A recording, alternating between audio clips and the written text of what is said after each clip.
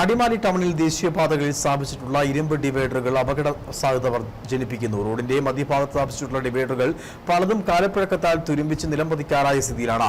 അപകടാവസ്ഥ ജനിപ്പിക്കുന്ന ഈ ഡിവൈഡറുകൾ നീക്കം ചെയ്യണമെന്നാണ് ആവശ്യം. വർഷങ്ങൾക്ക് മുമ്പായിരുന്നു അടിമാലി ടൗണിൽ കൊച്ചി ധനുഷ്കോടി ദേശീയപാത കടന്നുപോകുന്ന സെന്റർ ജംഗ്ഷൻ ഭാഗത്തും അടിമാലി കുമളി ദേശീയപാത കടന്നുപോകുന്ന കല്ലാറുകുട്ടി റോഡിലും ഇരുമ്പ് ഡിവൈഡറുകൾ സ്ഥാപിച്ചത്. കാലപ്പഴക്കം ചെന്ന ഈ ഡിവൈഡറുകളാണ് അപകട സാധ്യത ഉയർത്തുന്നത്. ഇരു ദിശകളിലേക്കും പോകുന്ന വാഹനങ്ങൾ വരി തെറ്റിച്ച് പോകാതിരിക്കാനായി കല്ലാറുകുട്ടി റോഡിന് മധ്യഭാഗത്തുകൂടി ഒരടിയോളം ഉയരത്തിൽ കോൺക്രീറ്റ് ഡിവൈഡറുകൾ സ്ഥാപിച്ചിട്ടുണ്ട്. ഇതിന് മുകളിലാണ് ഇരുമ്പ് ഡിവൈഡർ ഉറപ്പിച്ചിട്ടുള്ളത്. എന്നാൽ ഈ ഡിവൈഡറുകൾ പലതും കാലപ്പഴക്കത്താൽ തുരുമ്പിച്ച് നിലം പതിക്കാറായ സ്ഥിതിയിലാണ്. അപകടാവസ്ഥ ജനിപ്പിക്കുന്ന ഈ ഡിവൈഡറുകൾ നീക്കം ചെയ്യണമെന്നാണ് ആവശ്യം. അടിമാലി ടൗണിൽ നമ്മൾ റോഡിന്റെ നടുഭാഗത്തായിട്ട് വെച്ചിരിക്കുന്ന ഡിവൈഡറുകളെല്ലാം തുരുമ്പിച്ച് വളരെ ശോചനീയാവസ്ഥയിലേക്ക് മാറിയിരിക്കുകയാണ്. പല ഡിവൈഡറുകളും ഒടിഞ്ഞ് കഴിഞ്ഞ ദിവസങ്ങളിലൊക്കെ റോഡിൽ വെള്ള കിടപ്പുണ്ടായിരുന്നു.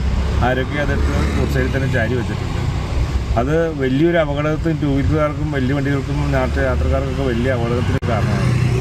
അതൊന്നും നന്നാക്കി അടിമാലിയുടെ പ്രധാനപ്പെട്ട ഭാഗങ്ങൾ NH മൂന്നാർ പോകുന്ന NH ആണെങ്കിലും കുമ്പളിക്ക് പോകുന്ന NHൻ്റെ ഭാഗത്താണെങ്കിലും അങ്ങേറ്റം മുതൽ ഇങ്ങേറ്റം വലിയ ഡിവൈഡറുകളൊക്കെ നന്നാക്കി അത് ഗുണകരമായ രീതിയിൽ ഉപയോഗിക്കുന്നത് വളരെ അത്യാവശ്യമായിട്ടുണ്ട്. അതങ്ങനെ റോഡിൽ കടന്നുപോയി കഴിഞ്ഞാൽ വലിയ അപകടങ്ങൾക്ക് കാരണമാണ്.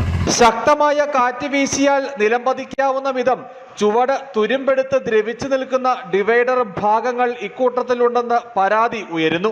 നാളുകൾക്ക് മുമ്പ് ഈ വിധം ചില ഡിവൈഡറുകൾ മറിഞ്ഞു വീഴുകയും ചെയ്തിരുന്നു. ഇരുചക്ര വാഹന യാത്രികരുടെ ദേഹത്ത് അവ പതിച്ചാൽ അപകടത്തിന് വഴിയൊരുക്കും. കല്ലാറുകുട്ടി റോഡിൽ സ്ഥാപിച്ചിരുന്ന ഡിവൈഡറുകളിൽ ചിലത് മാത്രമാണ് ഇപ്പോൾ അവശേഷിക്കുന്നത്.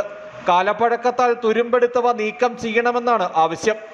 News bureau, Adimali.